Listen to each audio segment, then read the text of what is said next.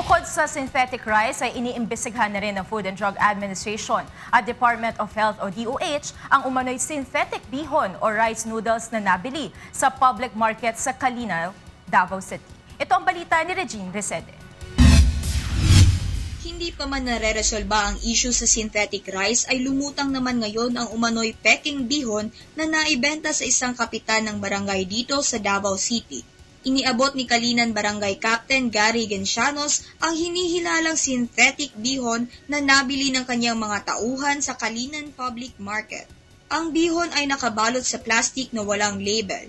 Hindi umano napapanis ang bihon kahit na 1 linggo na ang lumipas. Hindi pa naman kinukumpirma ng Davao City Health Office kung peke o hindi ang bihon dahil sa kasalukuyan pa itong sinusuri ng FDA at DOH. Kaya nga po napapakuha ako ng the whole package ng etong certain na product na to really determine if this is synthetic or not. Inaalam na rin ang tindahan na nagbenta ng umano'y peking bihon. This is not confirmed yet. That's why we do not want the Baweños to panic. Huwag po kayo mag-alala. Sagot po kayo ng opisina namin. Regine Resede, UNTV News Worldwide.